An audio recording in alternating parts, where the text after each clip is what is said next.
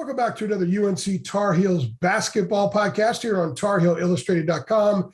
And if you're watching us on our rapidly growing YouTube channel that is called Tar Heel Illustrated, I'm THI publisher Andrew Jones, and joining me is our director of basketball recruiting and analyst, longtime AAU college and high school coach, Mr. David Sisk. And before we dive into this podcast, where we are going to hit on North Carolina's highly successful week last week, just want to remind everybody, for just $8.33, you can be a premium subscriber to THI, which means you get access to absolutely everything that we do.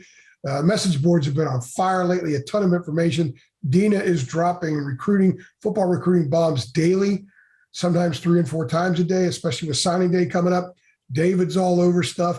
Doesn't seem like there's a lot going on, but every once in a while there's a juicy nugget that David provides on the board. Plus, so much of our content is premium. If you want to see David's film reviews, you only see a snapshot on Twitter. He goes into much more in depth on our site. So if you want more of that stuff, you got to become a member. And it's just $8.33 a month. So come on over to THI, become a member of our community. So David, the Tar Heels a week ago, the fan base for both sports combined, it was misery. There was anger. They were furious about football, especially the way the NC State game ended. And a lot of that was fueled and then carried over as well to basketball with the way the team played the Mohegan Sun, especially defensively. They were underwhelming against UNC Asheville, and people started saying, wow, they weren't that great against Loyola. They weren't that great against Brown. They had to come from behind at Charleston. Suddenly, people were wondering, A, can Hubert coach? Which we knew that question would come up after the first ugly day that they had in the season. Number 2, what's the chemistry like in this team? Number 3, people are saying they don't like each other. Number 4, people are saying they hate defense. So Hubert galvanized the team. They had a week to practice and zero in on the things that weren't going well. And voila, outstanding defensively against Michigan. They pick up 71-52 win. And then, or 72-51 win, rather, 21-point win. And then they go to Atlanta, and they more than backed it up, which I think was a more impressive performance, using a big run in the second half to pull away from the Yellow Jackets in their building, winning by 17 points on Sunday. So your thoughts in the way the Tar Heels, at least for now, flipped the script and the narrative on what people were saying about who they are as a team. I like what I've seen from the team the last 2 games. And I think it does change some things. If you go by Ken Palm, when the season started, those were 2 games with preseason predictions that they were picked to lose. So if you look at their original record, they've already got 2 there that Ken Palm was saying were losses. I mean, they were also underdogs to Purdue and Tennessee. So he was already predicting about 4 losses by about this time. But, now they have 2. So I think it's been I think it was a good week last week. Dick Vitale was saying during the Michigan game and having extensive talks with Hubert Davis that his take and the team's take was they were embarrassed the way they played in Connecticut. And he was hoping that and expecting that they were in a bad mood, that they would learn from their mistakes, they would learn from their bad play, and they would make up for it, in these 2 games. And I think they did. The defense was a big issue. Now, I don't think Georgia Tech and Michigan, either one, are juggernauts offensively.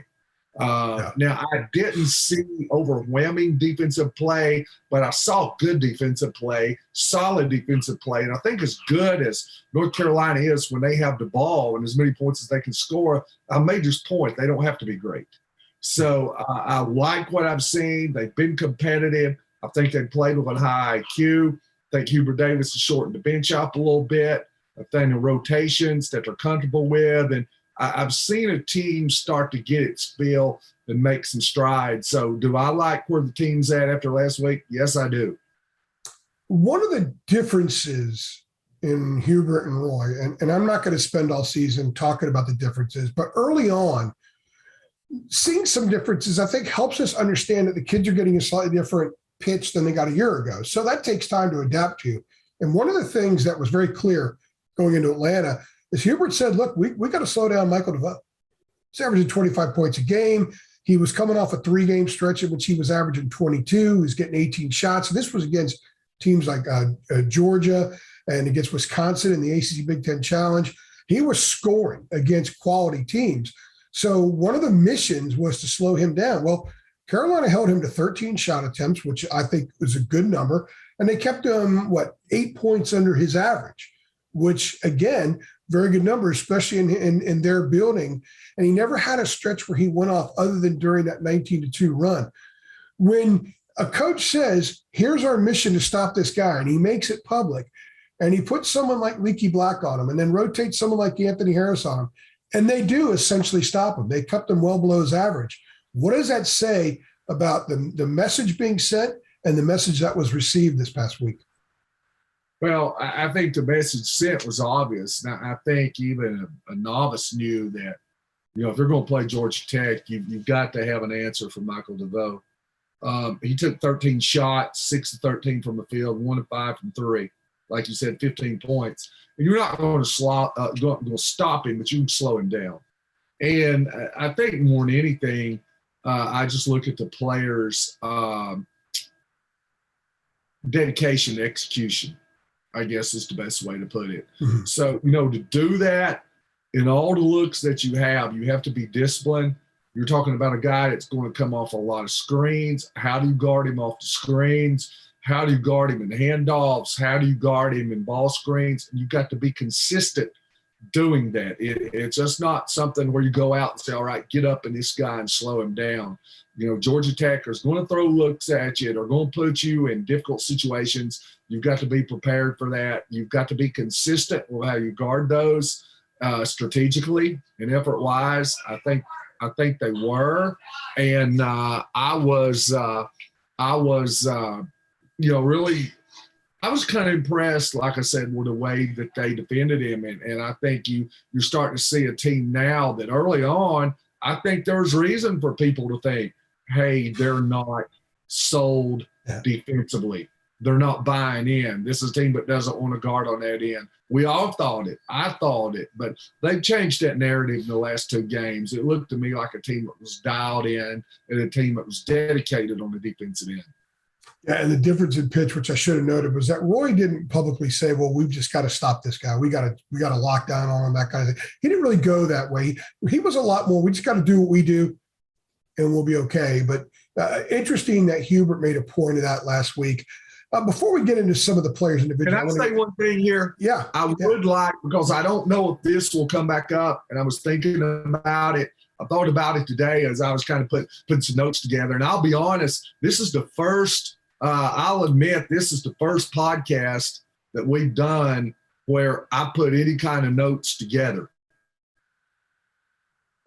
Usually everything we do has just been, I don't know what we're going to ask, what we're going to talk about, but I know you said you want to talk about the game. So when I say notes, I got the stat lines together and then had some thoughts from it. But when you ask me, and I've said this in the film reviews that we've done, basically, what Hubert Davis's philosophy has been, and I wanted to look as much of that as I did how the players adjusted, but how did he adjust and what are they doing right now? So you're talking about the similarities or the difference to Roy.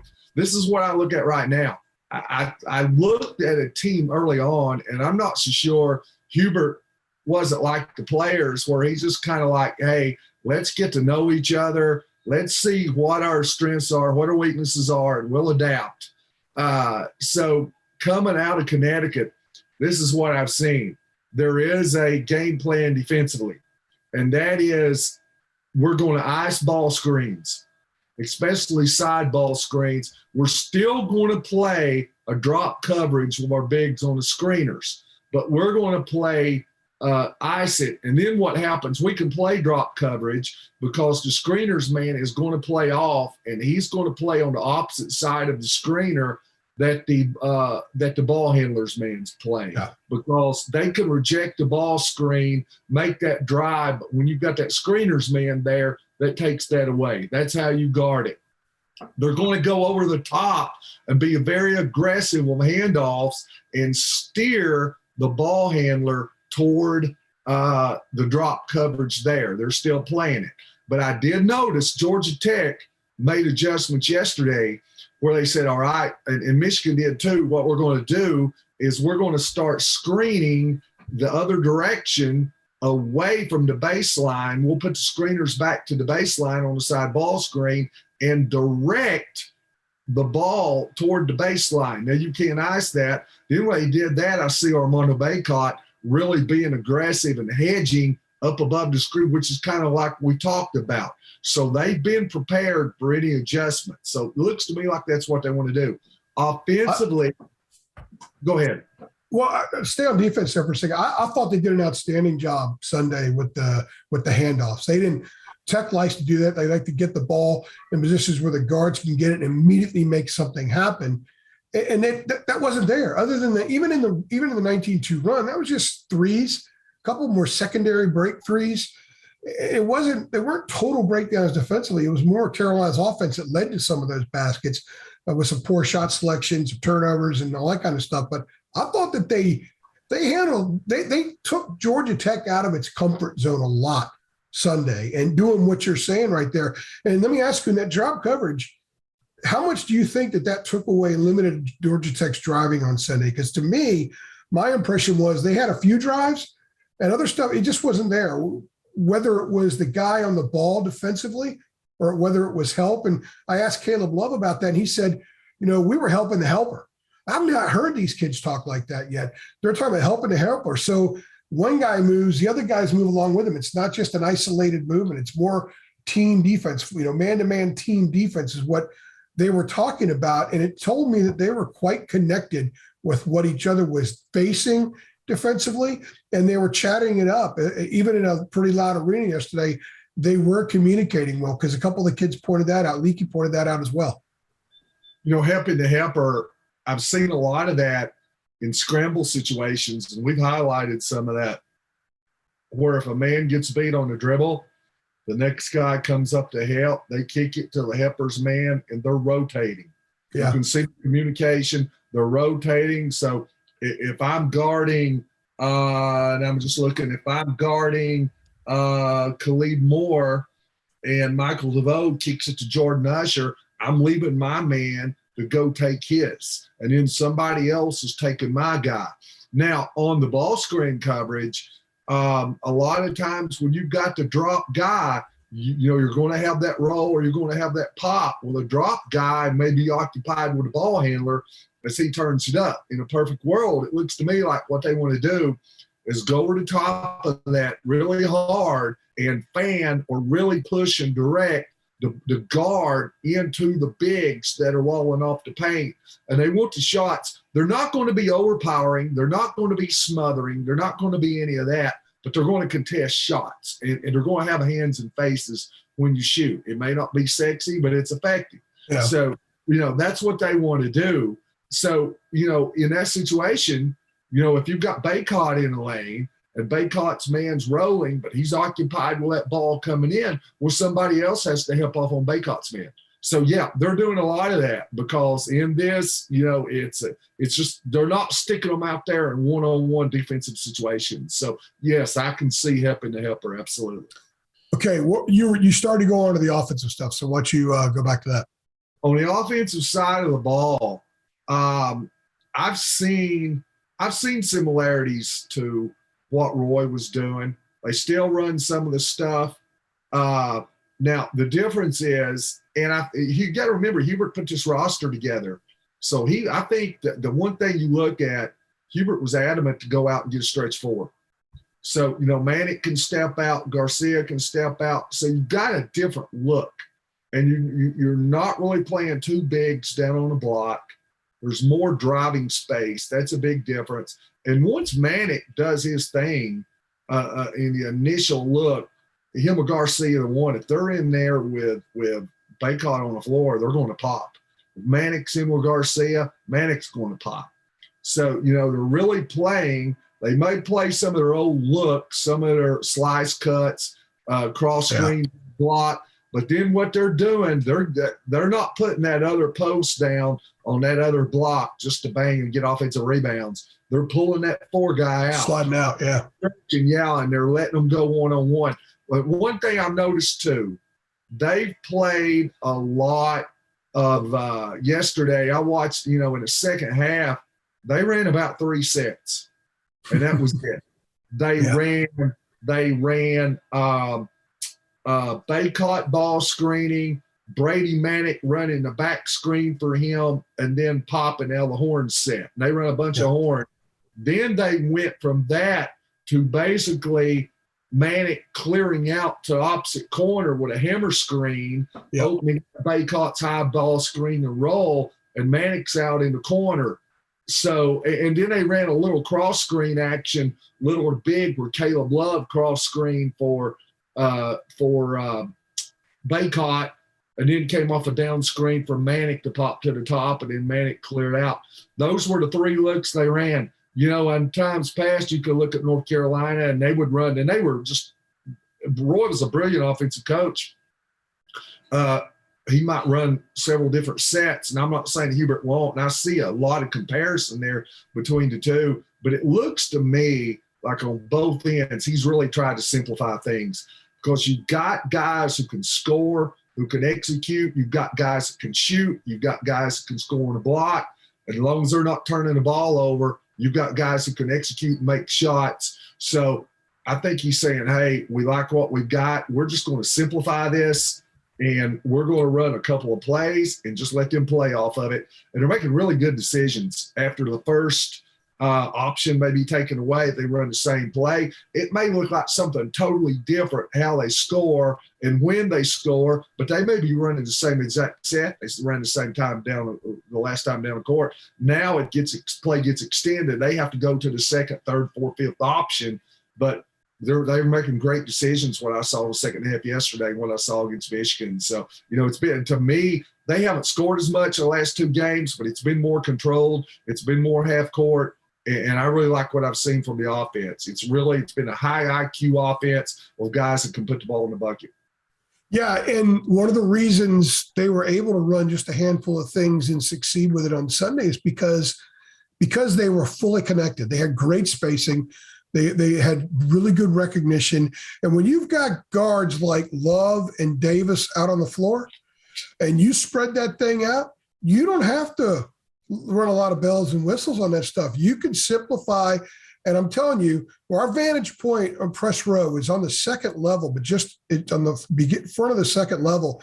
I kind of jokingly say it's like, Abe Lincoln's president box at Ford's Theater. Of course, bad thing happened there. My point is, if you ever seen that box from below, you're overlooking everything. So we can see everything develop down below us. It's a phenomenal spot to watch a game. And in the second half, we're on the side of the court where Carolina, where their basket was in the second half, and seeing what they were doing.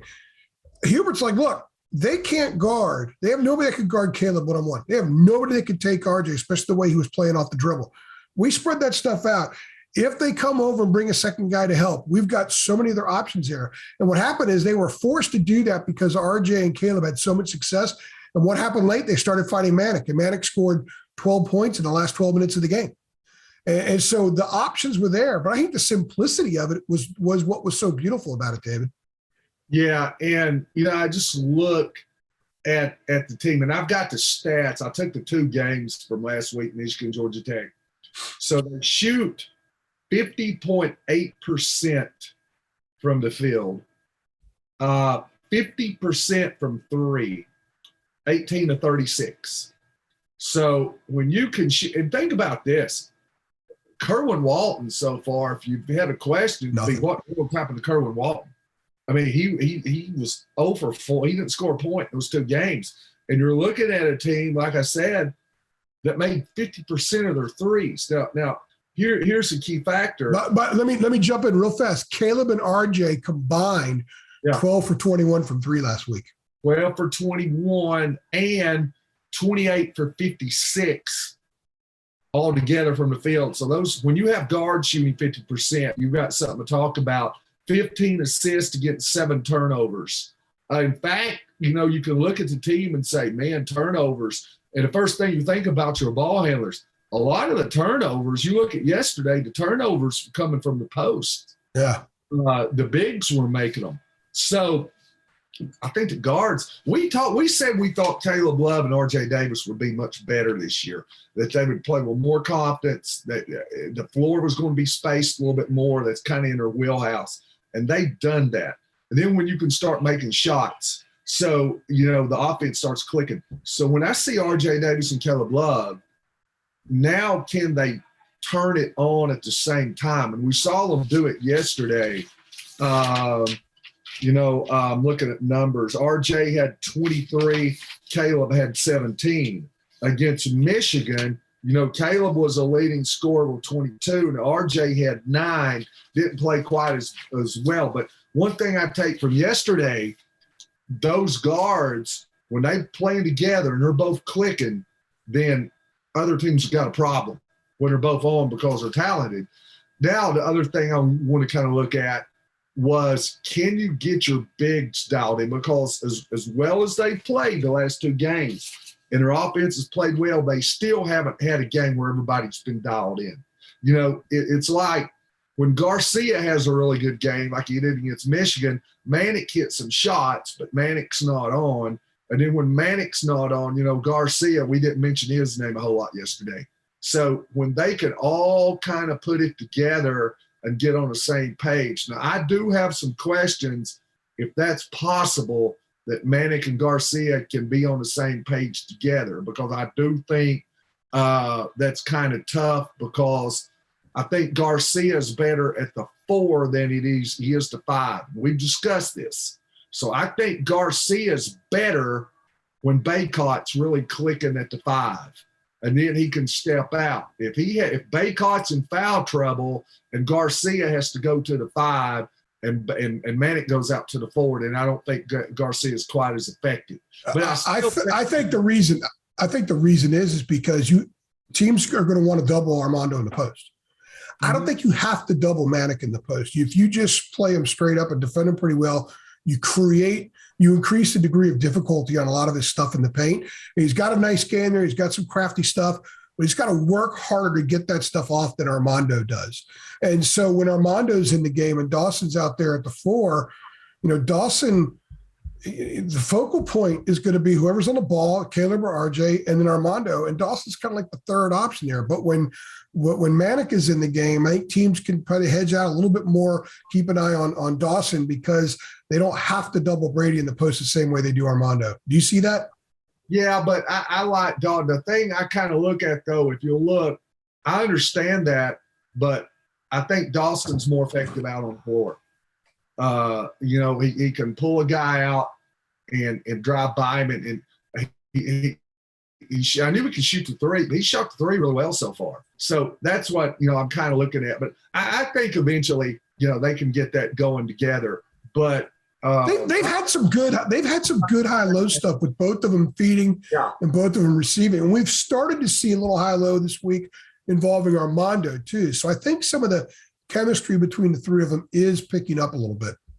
Yeah, and they ran some high-low, in the second half yesterday, where basically they're getting ball reversal up at the top, to the big, and he's just dumping down. And Bacot really did a good job of sealing his guy, to the inside, and they threw to the outside hand, and he just go over his right shoulder. He got over that right block a lot, where he'd go with his left hand back to the baseline.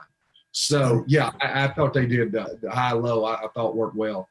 Armando had 27 rebounds this past week. He got Hunter Dickinson in foul trouble and still scored 26 points.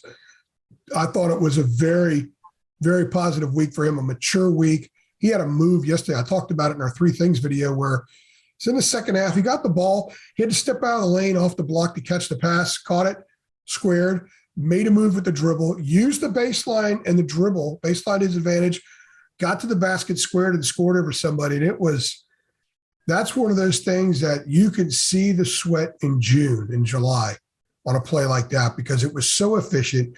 It was so technical. If there was a dummy defense, if there was no defense there and he made that move, it would look the same in the gym all by himself.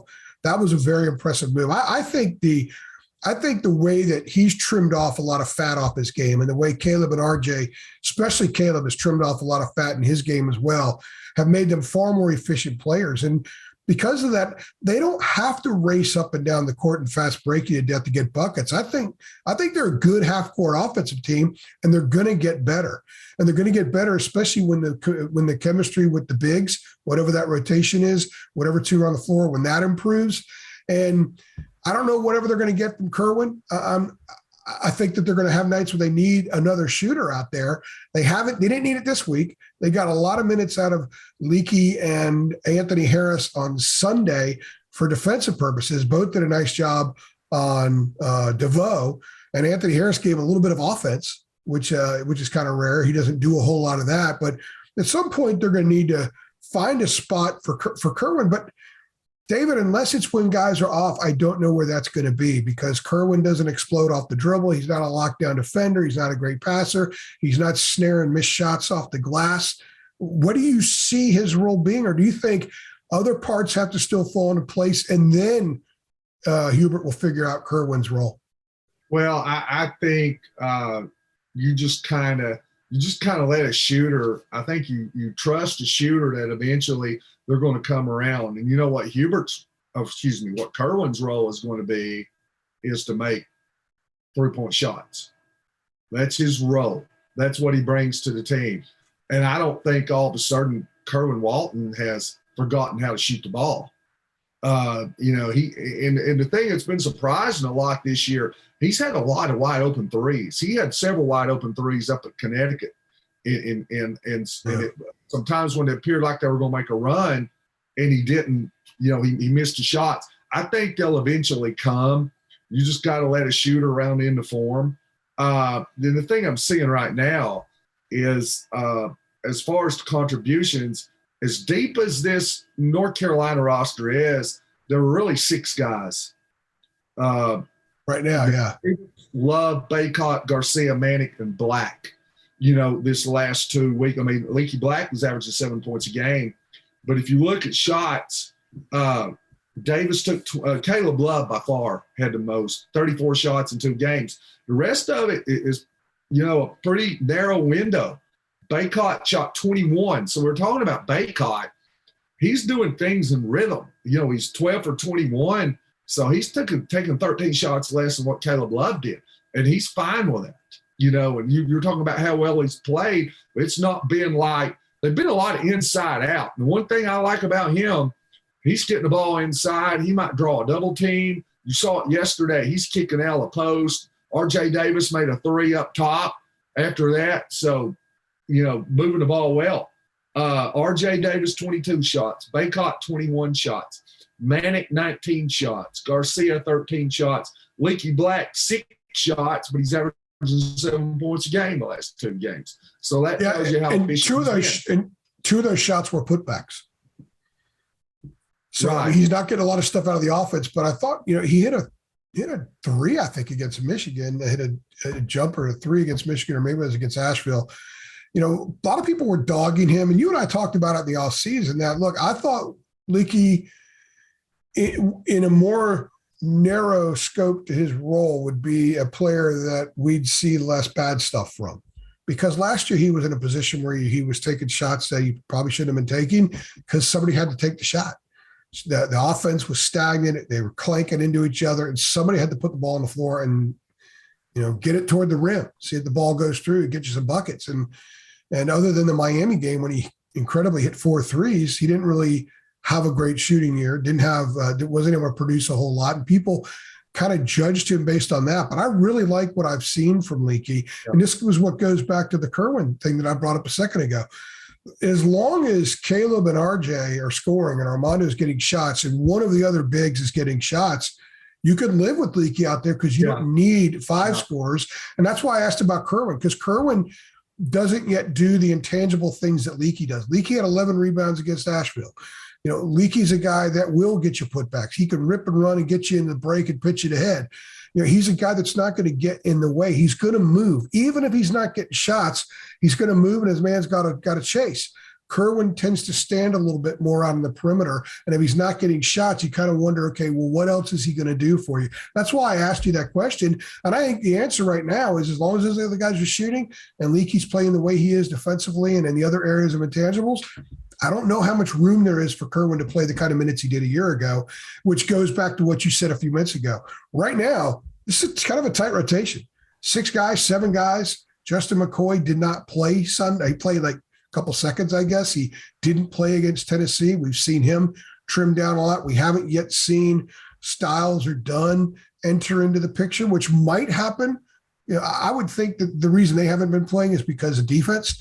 But, you know, Hubert, with maybe a completely opposite approach, is Roy, who started out the year playing 12 guys, 11 guys, and trimmed it down. Maybe Hubert's like, look, you guys are going to get a chance to play against Elon and Furman, get some minutes. If you start playing defense better, I could trust you more. We can add to our rotation instead of pull back from the rotation. I have no idea. I'm just kind of guessing, looking ahead, what might happen.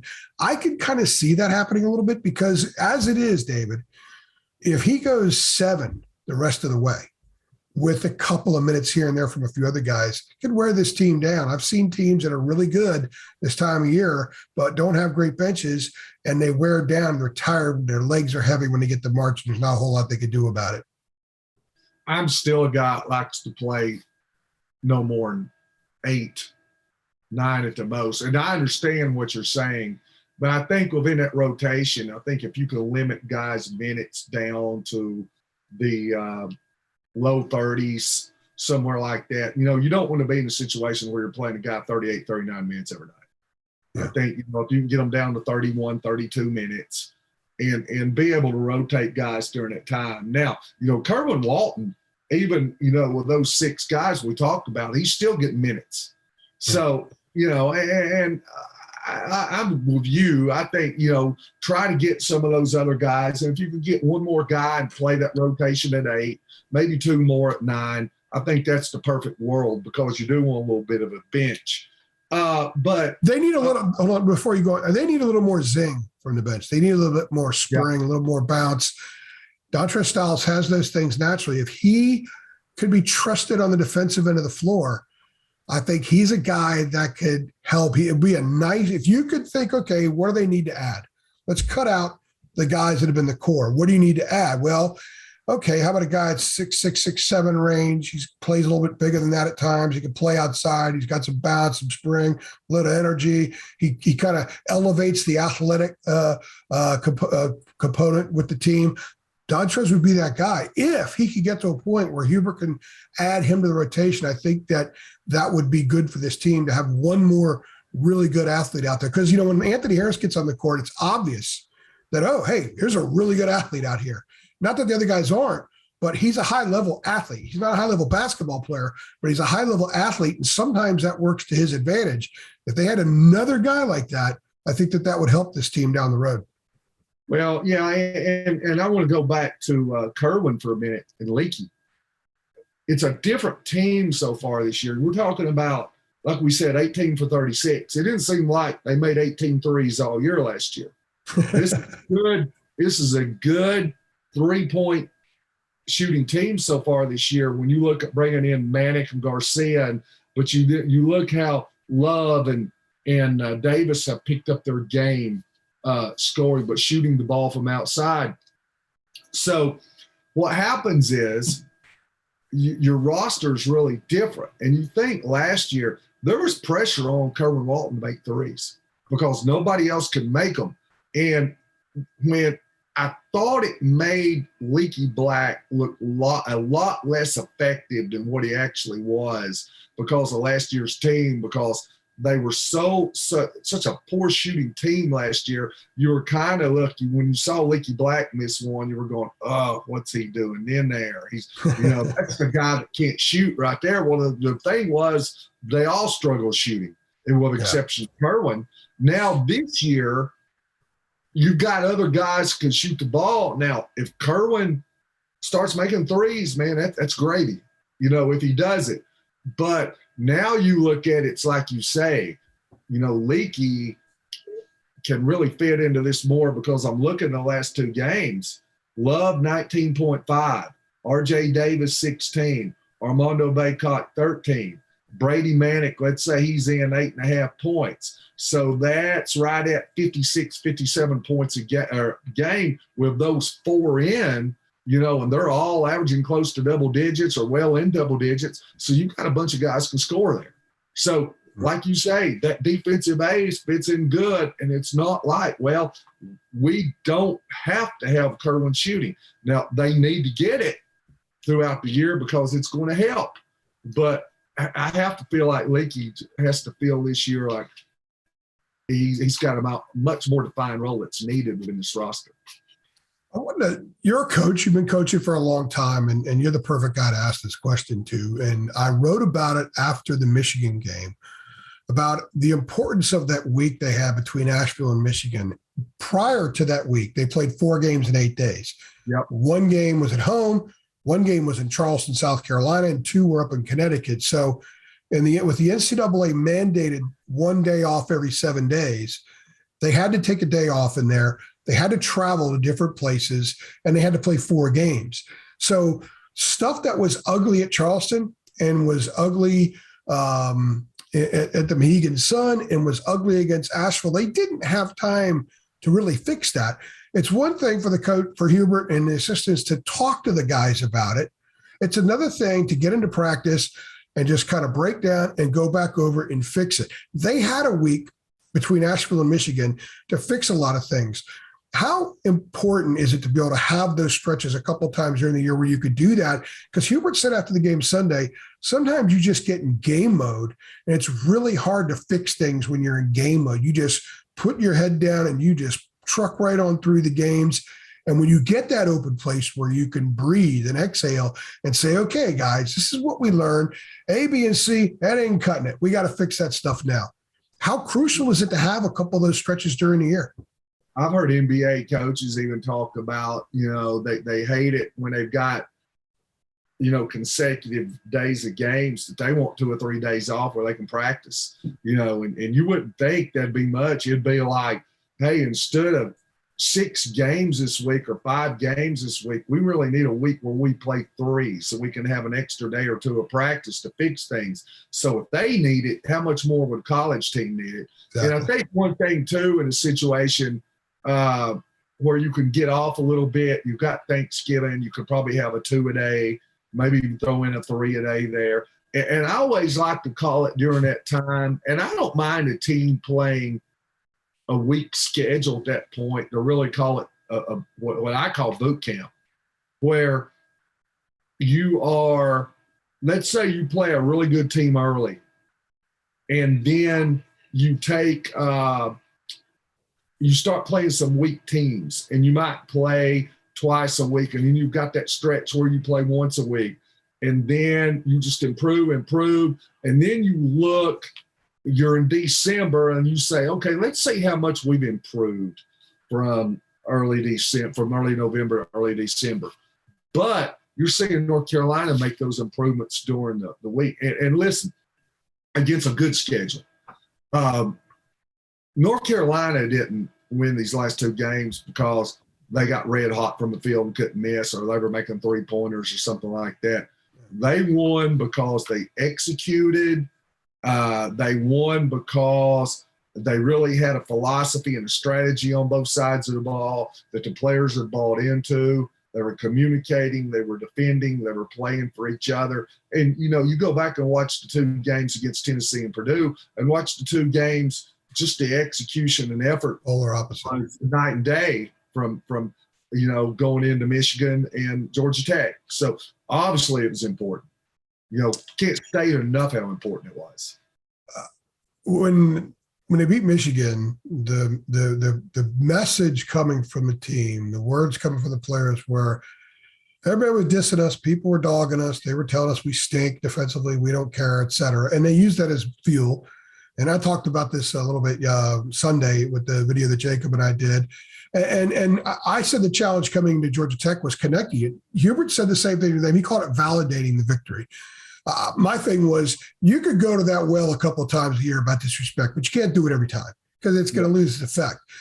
So now they've connected really, really good performances. I'll tell you what I've done in my career a lot. I've covered a lot of national championship caliber teams, two of them right here in the Triangle. And I loved that stretch in December where suddenly you pull back and you're playing, patsies, if you will, less than teams from smaller conferences. And I always said, okay, if they come out and they're raring to go against, I'll use Roy's example, Slippery Rock. He used to always talk about Slippery Rock in schools like that, against Patsy A and Patsy B and Patsy C. That tells me that there's some serious DNA about the way they approach games, and that's who they are. Some teams just get up for big games, they get up for the mission statement, and then they settle down. The reason I'm going here with this, David, is next week they have Elon on Saturday, then they have Furman before they go to Las Vegas and take on UCLA. I think this is an enormous challenge for Hubert to get his team, not talking UCLA. I asked Armando on Sunday about them flipping the script, flipping the narrative. And he said, yeah, we did, but we've got UCLA coming up. Okay, they've got Elon, who's not very good, and Furman, who, by the way, won at Louisville. To me, those are two games to really learn a lot about the Tar Heels, learn about their mojo, learn about their whatever kind of culture Hubert's building within. Because if they come out and they're sluggish and they just kind of slog through those games, they don't communicate on defense. What does that tell you as an analyst and a guy that's coached this stuff for a long time about the importance of being up, being ready to just blow the doors off in games like that, to really show exactly who you are? Well, if they don't, it tells me you're coaching a bunch of 19, 20-year-olds. I mean, seriously. But those title teams, the 2005 Tar Heels, all right, the 2010 Blue Devils, the 2016 and 17 Tar Heels that I covered, they did that. They took care of those teams in December. That was who they were. They were going to go out, and whether you had, Elon on your jersey or whether you had Michigan on your jersey, they were going to approach those games in similar ways. Yeah, and, you don't need to revert. Now, here is I think the card Hubert's got up his sleeve is, I think, the Brown game. And I think he can go back and look at that film and put up bulletin board material all over the locker room and newspaper clippings about how everybody talked about how bad they sucked after the Brown game. And, the bottom line is you had, if I'm not mistaken, it was either 83 or 87 for two games there against mid-majors where they gave up a lot of points. And, Brown, they could have very easily lost that game to Brown. I know. And so they have to go back, and he has to remind them, hey, we're still the same team. This has been less than a month ago, where we didn't take the game seriously. We didn't play well. And, we can be had. So we don't need to be that team. So, getting the players to buy into that. And like, Lou Holtz used to say all the time, a team would lose or a team would play poorly. And he would always say, man, look out for next week. The coach has got them right where he want them. I'll give you Alabama and Georgia, for example, in the SEC championship game.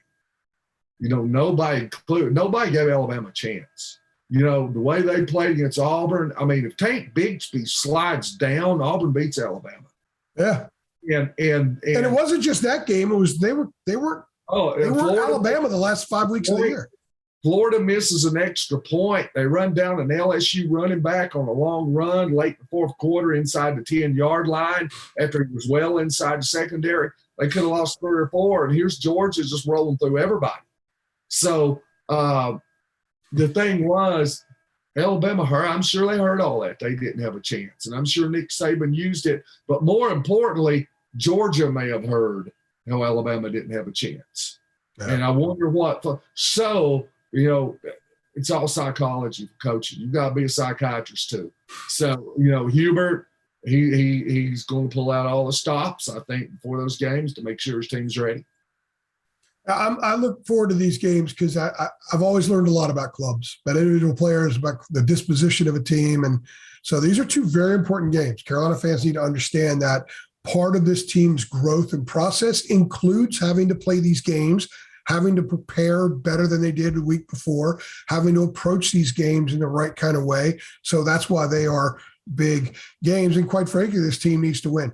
If they win these two games, they go to Vegas and they're 8-2. And I think that they'll have a lot of confidence and an opportunity against a really, really good team. That'll be another one of those narrative games. Let's go ahead and fix it, because they're not ranked this week. I think a lot of people thought they would be ranked, but the ACC's got one team ranked. So I can see them building toward that, but they got to have a good week to get there. Don't you think Hubert Davis is saying too privately when he meets with the coaches, he's thinking, man, these next two games, I would love to get Kerwin Walton off the schneid. And no doubt. Yeah. And this is the kind of games, hopefully you're going to try to do that through the week. That can happen, because, if the rest of the guys keep playing the way they are, and you look up and all of a sudden in these next two games, Kerwin Walton knocks down 6 or 7 threes in the next two games, to mean you're really feeling good about yourself, because as well as you play, you've got another weapon. And if Dontrez Styles is ever going to be a part of things this year, it doesn't have to start this next week, but it's a great opportunity to put him out there in a situation where it shouldn't cost you a game. So let him get out there and play, let him sweat. Maybe the same with Dunn, but I don't think Dunn is needed in the way that Styles can be. Styles is a component that I think can make them more whole than they are. Dunn would just be another perimeter guy that could shoot. And so I don't think there's a burning need for that right now, but I think there is a need for whatever Styles' skill set can provide, provided that he can play at this level, can defend at this level. And I don't know if he can or not. We haven't seen enough of him. I'm still not sitting here saying, man, they need Dontrez Styles, because I think Leaky Black's playing well. Yeah, just that other component, having that other guy, because sometimes you may not want Anthony Harris coming in and playing the three. And Kerwin, if he's not shooting, he doesn't give you a whole lot. But if you had that other guy. Let me ask you this. I'm gonna put the coach's cloak on you. Okay. Bring it on. Big chance, man. Don't mess it up. Okay. Mess it up. So you're talking about this spot. So we're talking about three guys. We're talking about Leaky Black. We're talking about Kerwin Walton, and we're talking about Dontrez Styles. So you're the head coach at the University of North Carolina, okay? So I know we're in good hands here. So are you going to look at it and try to say, all right, we're going to try to get all three going here? Or are you looking at it and saying, I'm going to try to everything I can do, everything last stop to really kind of get Kerwin Walton going here. And I'm going to give him every last opportunity to do that. Then eventually down the road, if it doesn't work, then we'll go with Dontrez. Or are you really? I'm with that. Two of them, or you push three of them, because if you're starting to give Dontrez minutes at that spot, Kerwin Walton's already struggling a little bit. Does it get in his head? Well, they're bringing in my replacement here. I'm on the way out. Well, Kerwin can also get minutes at the two. You could play them together. My whole thing is that, and I get what you're saying, and I subscribe to that, quite frankly. That kind of goes back to what I was saying earlier about, I'm kind of sensing that, if anything, Hubert might look to add to the rotation at some point based on need. I think he's a situational coach. Garcia played 13 minutes against Georgia Tech because Manek was a better fit for that game. Garcia played more against Michigan because I think he was maybe a better fit in that game. I like how Hubert's used those guys. He doesn't have the same luxury of playing guys more situationally at the three. He's kind of got to roll with Leaky, and I think that's okay as long as the guys are scoring. But if they're not scoring, then that becomes a little bit more of an issue. I just think that you want to know what this guy can give you, because let's say Leaky turns an ankle January 12th, and he's out for 6 weeks, and suddenly you've got either Kerwin, who doesn't have confidence, Anthony Harris, who gives you energy, can defend some, but his offensive game is limited, and I don't think he's a 25-minute guy right now. And then you've got Dontrez Styles, who's suddenly getting minutes. That's why I think these two games are an opportunity to see what he can do. Just let him get out there, get a sweat going. It's not going to cost you the game. At the same time, I get what you're saying. And I think that Hubert has wanted to see what he's got. This is my core. If we're going to win a national championship, this is the core that's going to do it. Let me find out what I got right now. Let me find out what the chemistry is. Let me find out what the strengths and weaknesses are so we can fix them and then add some parts as you go along. Yeah, and that's the interesting thing about coaching, and I think that's what coaches enjoy. You're putting a jigsaw puzzle together. Yeah. And you really are. And all that, I think that's the thing I know that coaches love. It's the process. You hear coaches talk about the process. Yep. That's part of the process. You don't have the answers. You know what you would like to get, and you try to make that happen, but it always doesn't fit perfectly. Sometimes, you get all the pieces up the table. You've got about all of them put in the jigsaw puzzle, and you figure out you've got 98 pieces out of 100. You don't know where the other two are at. So it's just that's what keeps bringing them back. I think that's the addictive part of coaching. I think so too, and it's one of the same thing for sports writing, because every team is different. And with this club, each week has been different. And part of their process, they're only 8 games into whatever this thing's going to ultimately become. And we have already seen 2 completely different narratives with this club, and it's December 6th, December 7th. So I think there's going to be more of that moving forward. Yeah. And I'm trying to remember who it was said it on Twitter. I've heard Dick Vitale say it too. Dick Vitale said that he really thought North Carolina would be in the upper tier of the ACC. And as somebody on Twitter today said, they thought that North Carolina was the best team in the ACC, not named Duke. So, from what you've seen from North Carolina and the rest of the ACC at this point, how do you think they fit in? And the reason I brought that up, you said there was one team in the ACC ranked.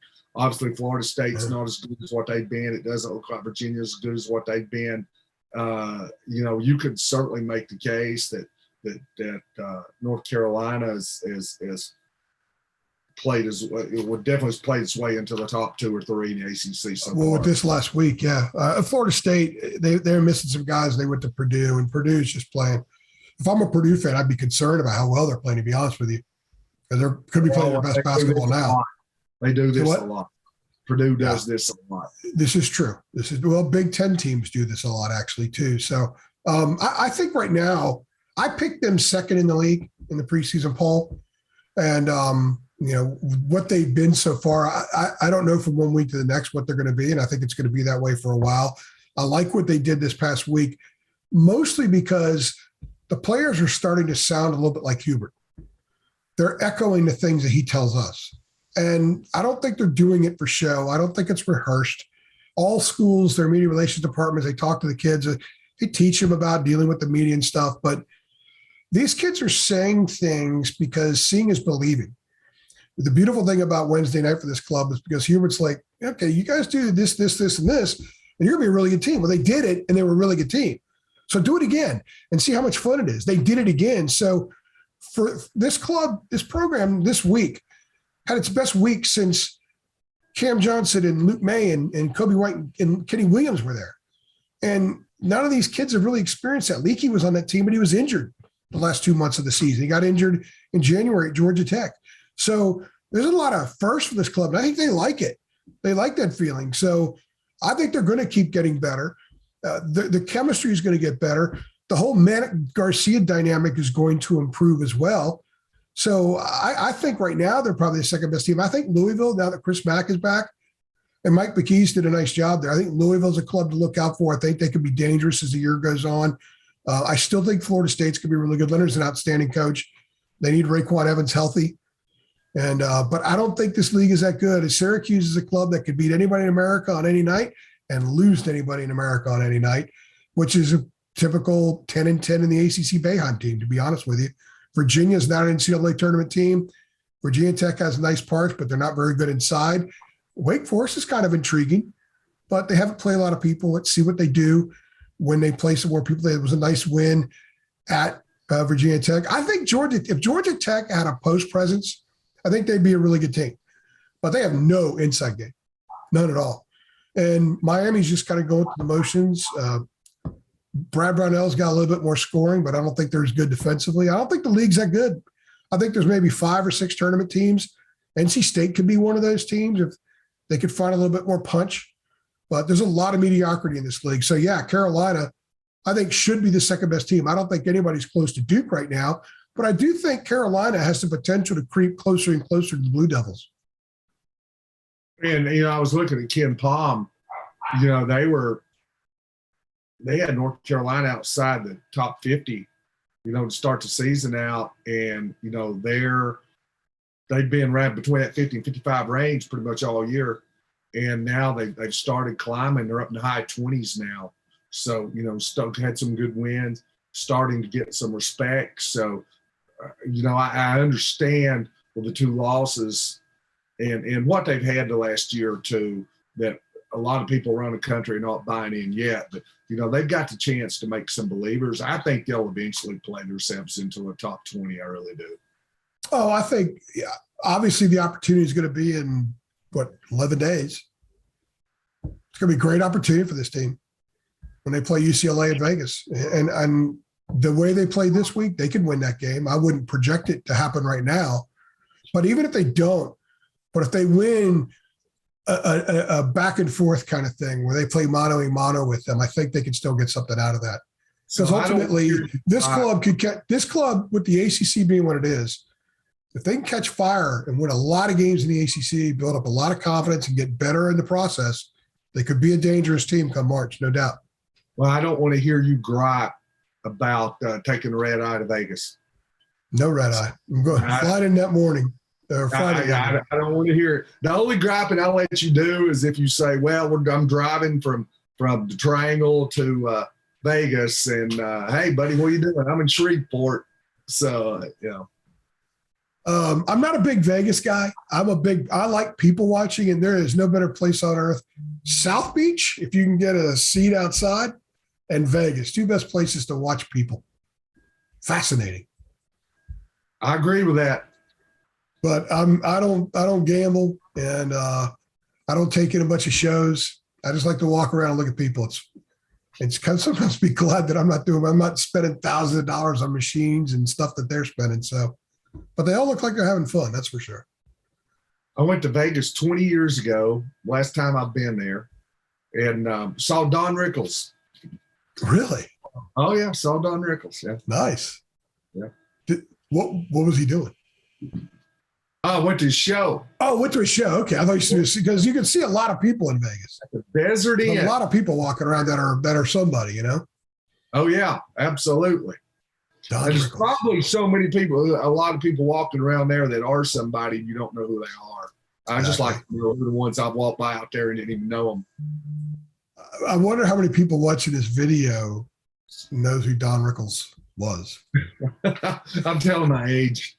Yeah, I've got some gray whiskers, man. People giving me triple tax. Hey, now you're talking about South Beach. We went to Miami and stayed in South Beach a couple years back, and you got to see quite a few down there. Venus Williams. Clinton Portis. I talked to Clinton Portis in the hotel lobby. So there were several down there. That's not bad. Anna Kournikova lives down there. Remember her? I do. I would have remembered her if I would have seen her. And the last time we went to New York City, I saw Brent Musburger out on the street. Yeah, and I saw and Dave Winfield was in the lobby. Talked to Dave nice. Winfield. 2 of the nicest guys you'll ever meet. They really were. Obviously, you're going to see people in Cooperstown. You mentioned Dave Winfield. I went to Cooperstown in the inductions in 2003 when Eddie Murray was inducted. And if you've been to Cooperstown, it's literally like a drag, like a small town. There's businesses on this side, business on that side, street in the middle, that kind of thing. And Lou Brock was giving bunting instructions to a couple of kids right there on the sidewalk. Wow. That was pretty goosebumps, man. That was awesome stuff. So anyway, well, I don't know. I'm sure if somebody sees me in Las Vegas, they're going to say, there's that Andrew Jones. Throw something at me. So it's a running joke that Dean and I have about some of the stuff that we get through social media from people, because we say something one week that they don't like, and the next week we get the apology because we say something that they do like. Love it. It's life. Part of the business, man. All right. He's David Sisk. I'm Andrew Jones. Got Good stuff, David. I think this is going to be a fun team to cover because they're going to be all over the place with a lot of stuff. And they've got some really interesting, unique ball players on the team. So this is going to be good stuff. I've enjoyed it so far, and I'm looking forward to the next couple of months to see what this club becomes. And we're going to do this like we did last year, every week after a stretch of big games. We're going to do one of these and kind of roll up our sleeves and dive into the Tar Heels. So we appreciate everybody stopping by. For David, I'm AJ. Thank you.